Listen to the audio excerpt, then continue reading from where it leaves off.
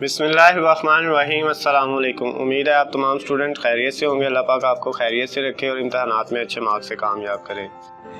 बेटा जैसा कि आपको पता है लास्ट वीडियो में मैंने आप लोगों के साथ सेकंड ईयर स्टैटिस्टिक के गेस्ट पेपर के जो शार्ट क्वेश्चन, उन शार्ट क्वेश्चन में से कुछ शार्ट क्वेश्चन के सॉल्यूशन जो है आंसर मैंने आप लोगों के साथ डिस्कस किए थे। 26 क्वेश्चन के आंसर मैंने आप लोगों के साथ डिस्कस कर लिए थे और इस वीडियो में बेटा बाकी जो हमारे 24 क्वेश्चन हैं उनके आंसर मैं आप लोगों के साथ डिस्कस करूंगा। तो स्टार्ट करते हैं बेटा। वीडियो को स्टार्ट करने से पहले आप लोगों से वही रिक्वेस्ट है कि बेटा इस वीडियो को उन तमाम स्टूडेंट तक ज़रूर पहुँचाया करें, ज़्यादा से ज़्यादा शेयर किया करें बेटा, जो बच्चे परेशान होते हैं, जिन्होंने बेटा तैयारी नहीं की, ताकि वो परेशान स्टूडेंट बेटा आपकी वजह से जो है वो भी इससे फ़ायदा उठा सकें। तो बेटा वीडियो को स्टार्ट करते हैं। क्वेश्चन नंबर 26 तक का हमने कर लिए थे। अब क्वेश्चन नंबर 27 से हम स्टार्ट करेंगे बेटा। तो क्वेश्चन नंबर 27 हमारे पास क्या है, कहता है difference between fixed and random variable. Fix और रैंडम वेरिएबल के दरमियान में फ़र्क करें। A fixed variable is one that is assumed to be measured with error। बेटा फिक्स वेरिएबल कौन सा वेरिएबल होता है जिसको हम विदाउट एरर मेजर कर सकते हैं। उसके बाद random variable are assumed to be value that are drawn from a large population of values. Random variable हमारे पास वो वैल्यूज़ होती हैं जिनको हम एक लार्ज पॉपुलेशन से ड्रा करते हैं।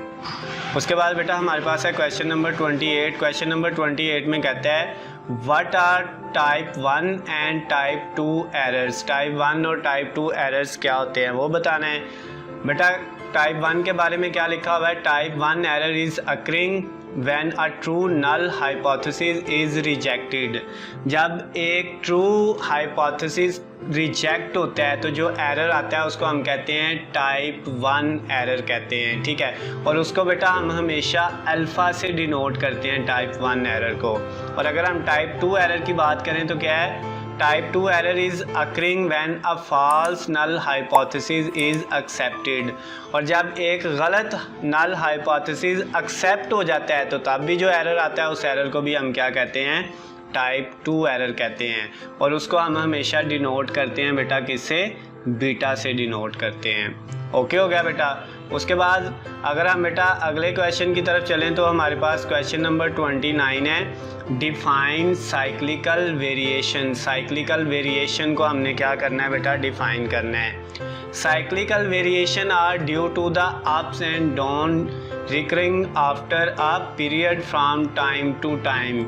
यानी बेटा वक़्त के साथ साथ जो हमारे पास अप एंड डाउन, ठीक है, जो तब्दीली आती है, यानी टाइम गुजरने के साथ साथ, जैसे हम किसी कारोबार की एग्जांपल ले लेते हैं, बिज़नेस के अंदर जैसे जैसे वक्त गुजरता है बिज़नेस अप भी हो सकता है, बिज़नेस के अंदर आप तरक्की भी कर सकते हो और बिज़नेस डाउन भी हो सकता है, उसके अंदर आपको लॉस भी हो सकता है। उस अप एंड डाउन को हम साइक्लिकल वेरिएशन का नाम देते हैं।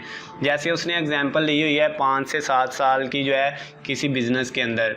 उसके बाद बेटा अगर हम बात करें क्वेश्चन नंबर 30 की, तो क्वेश्चन नंबर 30 में क्या कहता है, in a normal distribution mean is equal to 85। बेटा बुक में मीन को म्यू से लिखा होता है, यू टाइप का एक सिंबल होता है। उसके बाद standard deviation is equal to 4.5, इसको सिग्मा से लिखा होता है। Then find Q3। तो Q3 का फार्मूला है बेटा mean plus 0.6745 multiply standard deviation. इस फार्मूले में बेटा आपने वैल्यूज़ को पुट कर देना है।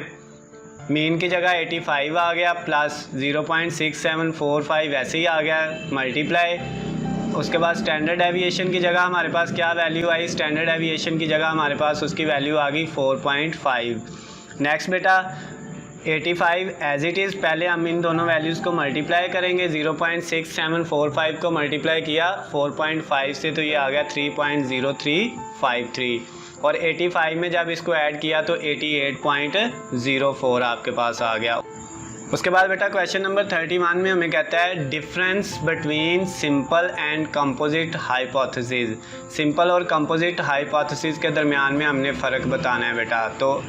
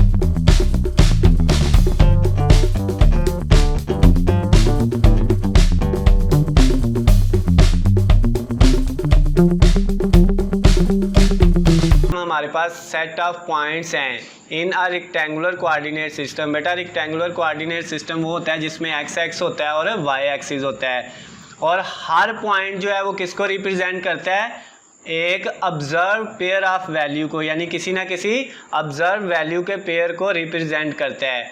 It is use to show the relationship between two variable. इसके अलावा स्कैटर डायग्राम को हम दो वेरिएबल के दरमियान में रिलेशनशिप तल्लक के लिए भी इस्तेमाल करते हैं। उसके बाद बेटा क्वेश्चन नंबर 36 है हमारे पास, define sampling with and without replacement.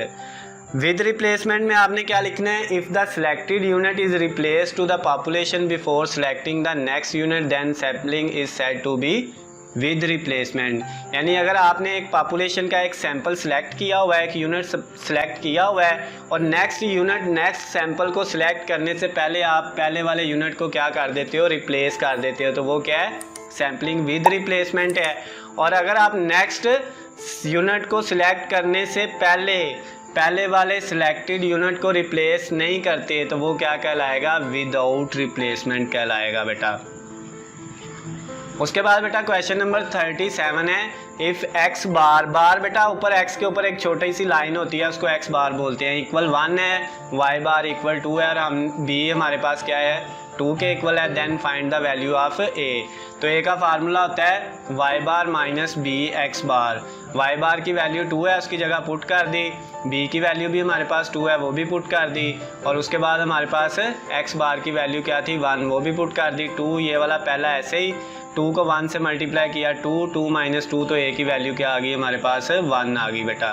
उसके बाद क्वेश्चन नंबर 38 है, if S X Y equal 90 है, एस एक्स इक्वल 4 है, एस वाई इक्वल 16 है, then find the value of B X Y and B Y X. अब बेटा इनको हम फाइंड करते हैं। बी वाई एक्स का फार्मूला क्या है, S X Y over S X का स्क्वायर। अगर आपके पास बी वाई एक्स यानी बाद में एक्स आ रहा है तो नीचे एक्स स्क्वायर आएगा, और अगर बेटा नीचे ये फार्मूला देखें बी एक्स वाई का, तो इसमें बाद में वाई आ रहा है तो इधर फार्मूले में भी जो है नीचे ऊपर तो एस एक्स वाई आएगा और नीचे वाई का स्क्वायर आ जाएगा। बेटा एस एक्स वाई की वैल्यू 90 है, पुट की, एस एक्स की वैल्यू 4 थी, ऊपर स्क्वायर लगा दिया हमने, और अब बेटा 90 के नीचे हमने 4 का स्केल लिया 16, 90 को 16 पे डिवाइड करेंगे तो 5.65 आ जाएगा बेटा, 5.63 आ जाएगा।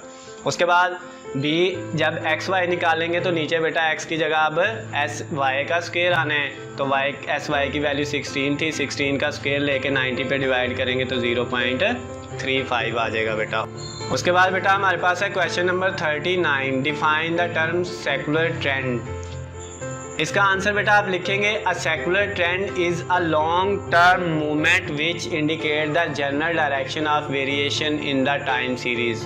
यानी सेकुलर ट्रेंड हमारे पास क्या होता है, एक लॉन्ग टर्म मूवमेंट है जो असल में टाइम सीरीज़ के अंदर जो वेरिएशन तब्दीली आती है उसकी जनरल डायरेक्शन को शो करती है बेटा।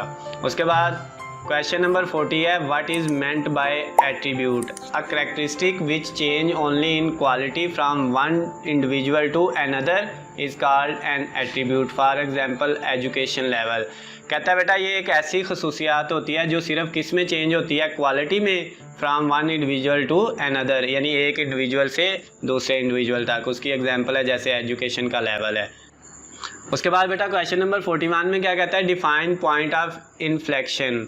The point of inflection of normal distribution is equidistant from mean. There are at x equal mean minus standard deviation and x equal mean plus standard deviation। यानी हमारे पास पॉइंट ऑफ इन्फ्लेक्शन दो हैं बेटा, एक x is equal to mean minus standard deviation है और दूसरा क्या है, x is equal to mean plus standard deviation. ये नीचे लिखा हुआ है, there are 2 points of inflection in a normal distribution. उसके बाद बेटा क्वेश्चन नंबर 22 है, define the meaning of census. A census is a survey conduct on the full set of observation object belonging to a given population। यानी senses एक सर्वे है, किसका सर्वे, जो हमारे पास गिवन पॉपुलेशन दी हुई है उसके ऑब्जेक्ट का सर्वे जो हम कंडक्ट करते हैं उसको हम क्या कह देते हैं, सेंसिस कह देते हैं। उसके बाद बेटा क्वेश्चन नंबर 43 है, describe the meaning when r is equal to 0।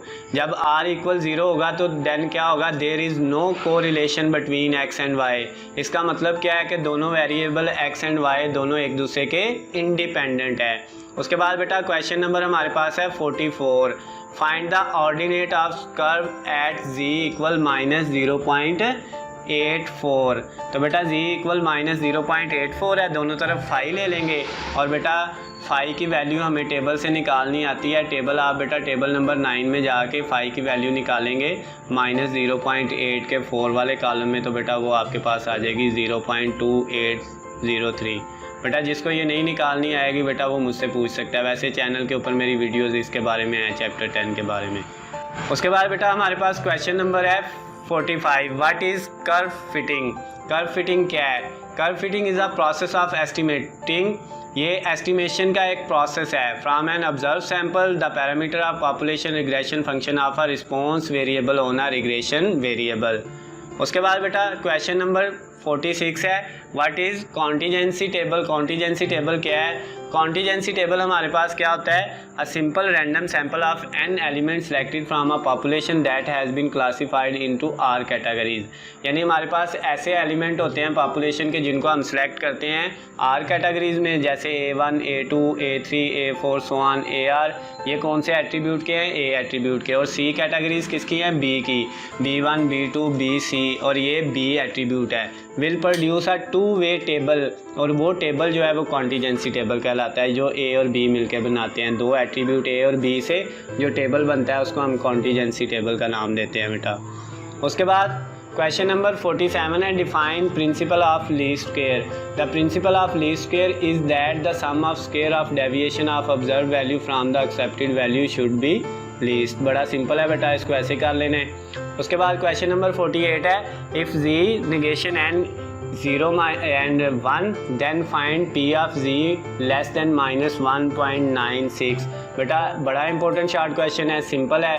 p of z less than कोई भी कांस्टेंट वैल्यू हो, यहाँ पे -1.96 लिखा हुआ है, कोई भी इसकी जगह लिखी हो तो इसकी जगह फार्मूला आता है फाई ऑफ वो वाला कांस्टेंट जो यहाँ पे z लेस देन के बाद लिखा हुआ है। तो फाई ऑफ ये वैल्यू टेबल से बेटा निकाल लेनी है आपने, आपका आंसर आ जाएगा। उसके बाद बेटा 49 वाला क्वेश्चन है describe the hypothesis testing. The hypothesis testing is a procedure to determine whether or not an assumption about some parameter of population is supported by the information obtain from observe random sample. यानी hypothesis testing एक ऐसा procedure है जिसमें हम ये check करते हैं, ये डिटरमिन करते हैं कि जो हमारे पास रिज़ल्ट अजम्पशंस आई हैं पैरामीटर ऑफ पॉपुलेशन की, क्या वो उन इंफॉर्मेशन को सपोर्ट करती हैं जो हमने ऑब्ज़र्व की थी रैंडम सैंपल से। उसके बाद बेटा लास्ट वाला क्वेश्चन है क्वेश्चन नंबर 50 हमारे पास define rank correlation. The correlation between rank of individual for both the variable x and y is called rank correlation. यानी x और y के दरमियान में जो कोरिलेशन होता है रैंक का वो हमारे पास रैंक कोरिलेशन कहलाता है। इसके साथ ही बेटा हमारे जो 50 शॉर्ट क्वेश्चन थे स्टैटिस्टिक के गेस्ट पेपर्स के अंदर वो बेटा हमने सब के सब को सॉल्व कर लिया। सब के आंसर बेटा मैंने आप लोगों के साथ डिस्कस कर दिए हैं। तो बेटा जो लोग हमारे चैनल पे न्यू हैं, अगर उनको बेटा हमारी ये वीडियो पसंद आई है तो वो बेटा चैनल को सब्सक्राइब कर लें और बेल आइकन के बटन को प्रेस कर लें।